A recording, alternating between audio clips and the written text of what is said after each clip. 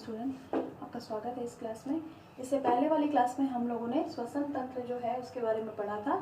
आपके 12th class में जो चैप्टर है एक श्वसन तंत्र, उसी के बारे में यहाँ पे पढ़ रहे हैं हम। पहला पार्ट हम पढ़ चुके हैं। अगर आपने वो वीडियो नहीं देखा है तो पहले उसे देख लीजिए ताकि आपको आगे की जो क्रिया विधि है वो समझ में आ सके। तो यहाँ पे आज हम पढ़ने वाले हैं श्वसन की क्रिया विधि के बारे में। श्वसन की जो क्रिया विधि है उसके बारे में जब हम बात करते हैं तो सबसे पहले यहाँ पे बात कर लेते हैं कि ये श्वासोच्छ्वास है क्या।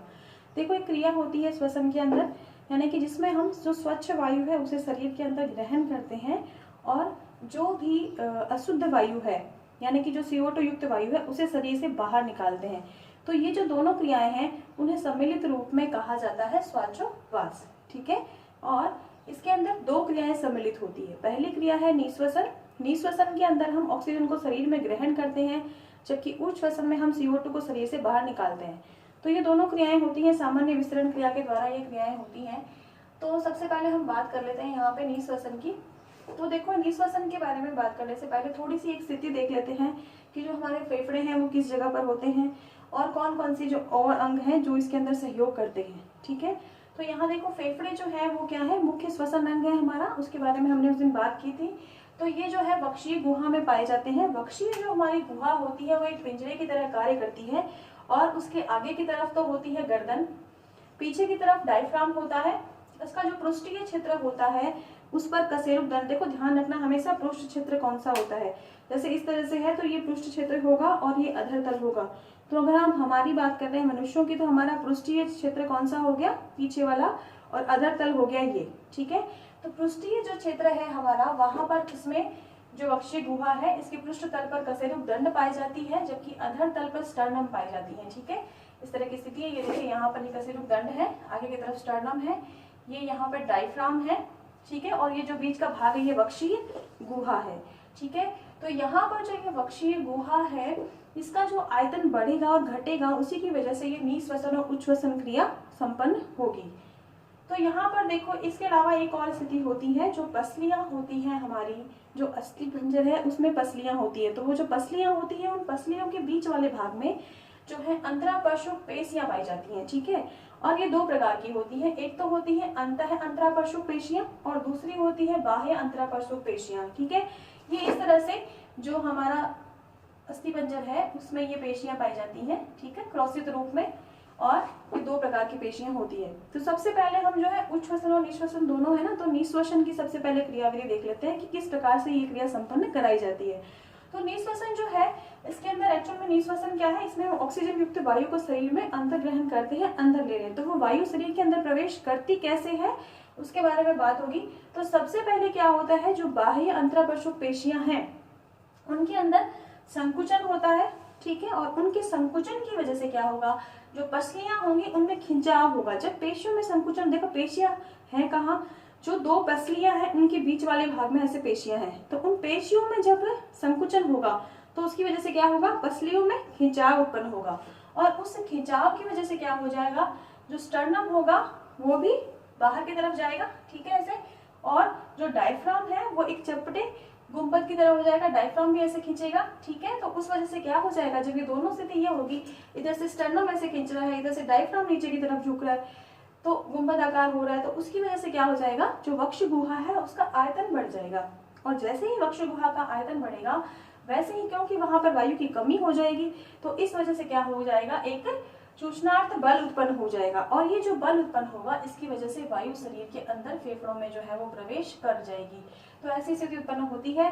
अब क्योंकि यहाँ पर एक बल उत्पन्न हो रहा है, देखो जब भी कभी किसी बल की द्वारा कोई क्रिया संपन्न कराई जाती है तो उसे सक्रिय क्रिया कहा जाता है। तो इस वजह से जो निःश्वसन है वो क्या है, एक सक्रिय क्रिया है। अब आगे हम इसमें बात करते हैं, निःश्वसन आपके हो गया है कि किस तरह से होता है। क्या हुआ, बाह्य, एक बार फिर से देख लीजिए, बाह्य अंतरापश्रुक जो पेशियां हैं उनमें संकुचन हुआ, संकुचन की वजह से पसलियों में खिंचाव हुआ, उस खिंचाव की वजह से स्टर्नम जो है वो झुका और बाहर की तरफ आया, जो डायफ्राम था वो भी चपटा होकर गुंबदाकार हो गया, और इस वजह से क्या हो गया, वक्ष गुहा का आयतन बढ़ गया और एक चूषणार्थ बल उत्पन्न हुआ। उस बल की वजह से क्या हो गया, एक सक्रिय क्रिया हुई जिसे हम निःश्वसन कहते हैं, और वायु शरीर के अंदर प्रवेश कर गई है। उसके बाद हम अब बात करते हैं उच्छ्वसन की। तो जब उच्छ्वसन क्रिया होगी तो उसमें क्या होगा, उच्छ्वसन का मतलब होता है कि हम CO2 युक्त जो वायु है उसे शरीर से बाहर निकालें। अब हम बात करते हैं उच्छ्वसन की। तो उच्छ्वसन क्रिया में क्या होगा, हम CO2 युक्त वायु को बाहर निकालेंगे शरीर से। तो इसके अंदर क्या होगा, देखो ये जो क्रिया है ये दो प्रकार से संपन्न होती है। सबसे पहले हम साधारण रूप से जो उच्छ्वसन होता है उसकी बात कर लेते हैं। साधारण रूप से जो उच्छ्वसन होता है वो एक निष्क्रिय अभिक्रिया है, अर्थात उसमें किसी प्रकार का कोई बल उत्पन्न नहीं होता। उसमें सिर्फ ये होता है कि जो बाह्य अंतरापार्श्व पेशियां जिनके अंदर संकुचन हुआ था वह संकुचन समाप्त हो जाएगा। उसके समाप्त होने की वजह से क्या हो जाएगा, वो अपनी सामान्य स्थिति में आएगी। जैसे ही वो सामान्य स्थिति में आती है वैसे ही क्या हो जाएगा, मतलब पसलियों में खिंचाव बंद हो गया है, वो शिथिल हो गई है। तो जैसे ही पसलियां शिथिल होंगी वैसे ही पसलियों के शिथिल होते ही स्टर्नम अपनी वापस पुनः अपनी स्थिति पे आ जाएगा और जो डायफ्राम है वो भी अपनी वापस स्थिति में आ जाएगा, सीधा हो जाएगा। तो इस वजह से क्या हो जाएगा, मतलब डायफ्राम इस तरह से आएगा और स्टर्नम वापस अपनी स्थिति में आएगा। तो वक्ष गुहा का आयतन क्या हो जाएगा, फिर से कम हो जाएगा। तो आयतन कम होने की वजह से क्या होगा, वायु का अंदर दबाव उत्पन्न होगा, वायु अधिक है अब, तो इस वजह से क्या हो जाएगा, वायु जो है वो शरीर से बाहर निकाल दी जाएगी। ठीक है। और उसके अलावा क्या होता है कि कभी कभी ऐसा होता है कि हम कुछ जो एक्स्ट्रा कुछ वर्क कर रहे हैं, दौड़ रहे हैं, भाग रहे हैं, कुछ फिजिकल एक्टिविटी कर रहे हैं, तो उस ड्यूरेशन में क्या होता है, हाँ, तो जो ये जो उच्छ्वसन क्रिया हुई है ये एक निष्क्रिय उच्छ्वसन है। इसमें किसी भी प्रकार के बल की उत्पत्ति यहाँ पर नहीं हुई है, ये निष्क्रिय क्रिया है। जबकि जो सक्रिय उच्छ्वसन क्रिया होती है उसके अंदर क्या होता है, जो अंतः अंतरापार्श्व पेशियां हैं, जब भी हम कुछ ज्यादा फिजिकल एक्टिविटी कर रहे हैं, दौड़ रहे हैं, भाग रहे हैं, खेल रहे हैं, तो उस ड्यूरेशन में होगा ये जो अंतः अंतरापार्श्व पेशियां होगी उनमें संकुचन होगा। अब जब अंतः अंतरापार्श्व पेशियों में संकुचन होगा तो उसकी वजह से क्या होगा, जो पसलियां हैं वो शिथिल होंगी, क्योंकि वह अंतः अंतरापार्श्व पेशियां हैं। तो उसकी वजह से क्या होगा, उनमें संकुचन से पसलियां शिथिल होंगी और जो स्टर्नम है वो अंदर की तरफ जाएगा, डायफ्राम भी जो है वो भी अंदर जाएगा और गुहा का आयतन गुंबदाकार हो जाएगा डायफ्राम, और गुहा का आयतन कम हो जाएगा और बहुत ही दबाव के साथ जो है उस वायु को शरीर से बाहर निकाल दिया जाएगा। और ये जो क्रिया होगी, क्योंकि इसमें कोई दबाव उत्पन्न हो रहा है, इस वजह से हम इसे, क्योंकि दबाव उत्पन्न कर रही है वायु, जो वायु अंदर प्रवेश कर चुकी है उसे हम एक दबाव के द्वारा बाहर निकाल रहे हैं, तो यह जो है एक सक्रिय उच्छ्वसन की क्रिया यहाँ पर संपन्न हो रही है। तो इस तरह से जो है उच्छ्वसन और निश्वसन ये दोनों क्रियाएं होती हैं। ठीक है। इसके अंदर जो उच्छ्वसन है इसमें अंतः, अगर ये सक्रिय है तो अंतः अंतरापार्श्व पेशियों का योगदान है, जबकि जो निष्क्रिय है तो उसमें बाह्य अंतरापार्श्व पेशियां सिर्फ अपनी साधारण स्थिति में आती हैं, जो कि निश्वसन के दौरान क्या हो गई थी, संकुचित हो गई थी। ठीक है। तो इस तरह की स्थिति उत्पन्न होती है। तो ये जो है इस विधि के द्वारा क्या होता है, जो उच्छ्वसन है और निश्वसन वह होता है। अब ये जो उच्छ्वसन निश्वसन जो है इसमें हमने फेफड़ों की स्थिति देखी, लेकिन वायु जो है उसका मार्ग क्या होता है उसकी भी हम बात कर लेते हैं। तो वायु जो है वो सबसे पहले कहाँ जाती है, नासा छिद्र के द्वारा शरीर में प्रवेश करती है। ठीक है। नासा छिद्र से ये आती है नासा मार्ग में, फिर नासा मार्ग से ये आती है ग्रसनी में, ग्रसनी से ये आती है घाटी में, और यहाँ से ये आती है श्वास नली में, श्वास नली से ये जाती है श्वसनियों में, और श्वसनियों के बाद श्वसनिकाओं में,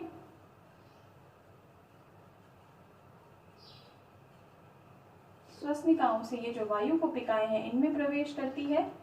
और क्योंकि वायु कोपिकाएं जो हैं उनके ऊपर सिर्फ एक ही जो है झिल्ली युक्त होती हैं, ये बहुत पतली झिल्ली होती है इनकी, तो आसानी से विसरण विधि द्वारा जो है रक्त से जो है ऑक्सीजन जो है रक्त में मिला दी जाती है और CO2 जो है वो इनमें डाल दी जाती है। ये जो इतनी क्रिया हुई है निश्वसन के समय हुई।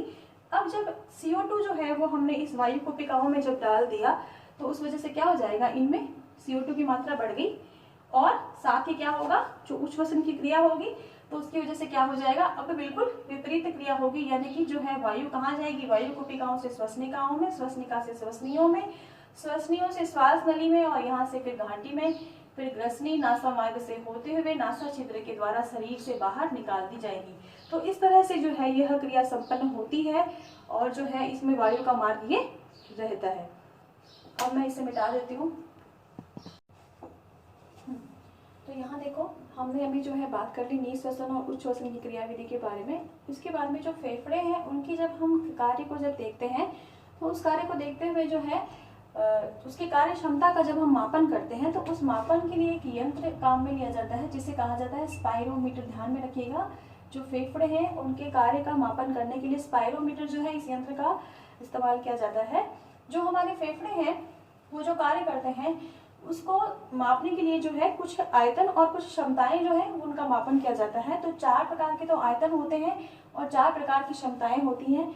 तो यहाँ हम इन 4 प्रकार के आयतनों की बात कर लेते हैं। सबसे पहला आयतन जो है वह है ज्वारीय आयतन या टाइडल वॉल्यूम। ज्वारीय आयतन या टाइडल वॉल्यूम क्या है कि जो हम सामान्य जो अवस्था है हमारी, उस सामान्य अवस्था के दौरान हम निःश्वसन में जितनी वायु को अंदर ग्रहण कर रहे हैं और उच्छ्वसन में जितनी वायु को शरीर से बाहर निकाल रहे हैं, वह जो वायु का आयतन होता है उसे कहा जाता है टाइडल वॉल्यूम या ज्वारीय आयतन। ठीक है, और इसका सामान्य स्थिति में मान होता है 600 से लेकर 300 ml पर मिनट। ठीक है, ये सामान्य स्थिति में होता है। उसके बाद दूसरे आयतन की बात करते हैं। दूसरा आयतन होता है निःश्वसन आरक्षित आयतन। ठीक है, IRV इंस्पिरेशन जो है उसकी वॉल्यूम। ठीक है, तो यहाँ पे रिजर्व्ड है ये। ठीक है, इंस्पिरेशन रिजर्व वॉल्यूम यानी कि निःश्वसन आरक्षित आयतन। यहाँ पर देखो, जो आरक्षित जो है वर्ड उसका सेंस क्या है, बलपूर्वक। यानी कि यहाँ पर क्या होगा कि हम निःश्वसन के दौरान बलपूर्वक यदि वायु को अंदर ग्रहण कर रहे हैं तो हम कितना ग्रहण कर सकते हैं उसका मापन है। इसका मापन होता है 2500 से 3000 जो है ml तक इसका मापन होता है। ठीक है, उसके बाद हम बात करते हैं उच्छ्वसन आरक्षित आयतन। तो उच्छ्वसन आरक्षित में क्या होता है, यहाँ पर क्या करते हैं हम, जब हम उच्छ्वसन क्रिया कर रहे हैं यानी कि हम जो उच्छ्वसन क्रिया नॉर्मली कर रहे हैं सामान्य, वो ना करके हम अगर बलपूर्वक करते हैं और उसको बलपूर्वक करने पर हम जितनी वायु को शरीर से बाहर निकाल सकते हैं, यह वह स्थिति है। तो इसका मान होता है 1000 से लेकर के 11000 ml तक इसका मान होता है। उसके बाद हम बात करते हैं अवशिष्ट आयतन की। अवशिष्ट आयतन जो है वह क्या होता है, देखो जब हमने बलपूर्वक बहिर्श्वसन किया उसके बाद फेफड़ों में फिर भी जो वायु बची हुई रह जाती है उसको कहा जाता है अवशिष्ट आयतन और इसका मान जो है वो 1100 से 1200 ml के आसपास होता है। अब मैं इसको मिटा देती हूँ। तो हमने यहाँ पे श्वसन संबंधी जो आयतन थे वो पढ़ लिए थे। अब हम श्वसन संबंधी कुछ क्षमताओं की बात करेंगे। देखो, पहली क्षमता है जैव क्षमता, वाइटल कैपेसिटी। इसका जो मान होता है ये IRV और ERV। यानी IRV क्या है, जो निःश्वसन में जो आरक्षित वॉल्यूम है वो, और ERV क्या है, उच्छ्वसन में आरक्षित वॉल्यूम है वो, और यहाँ पर TV क्या है, टाइडल वॉल्यूम यानी कि जो भी है हम सामान्य रूप से जो निःश्वसन और उच्छ्वसन में ले रहे हैं वो। ठीक है, तो आरक्षित और सामान्य दोनों को मिला के जो मान होता है उसे कहा जाता है जैव क्षमता, वाइटल कैपेसिटी, और इसका मान जो है लगभग सामान्य रूप से 4600 ml के आसपास होता है। उसके बाद हम बात करते हैं कुल फुफ्फुसीय क्षमता, जो कुल टाइडल वॉल्यूम जो होती है, कैपेसिटी जो होती है वो क्या होती है, TLC, और इसका मान होता है VC और RV के बराबर। यानी कि यहाँ पर जो है हम क्या करेंगे, VC का मतलब हो गया IRV, ERV और TV, इनकी जो क्षमता है वो, और उसके अलावा जो है हम फेफड़ों के अंदर जो क्षमता जो बचा के रख लेते हैं उच्छ्वसन के बाद भी, वह भी इसके अंदर इंक्लूडेड हो जाती है। इसका मान जो है वो 5800 ml के आसपास होता है। उसके बाद बात करते हैं निःश्वसन क्षमता।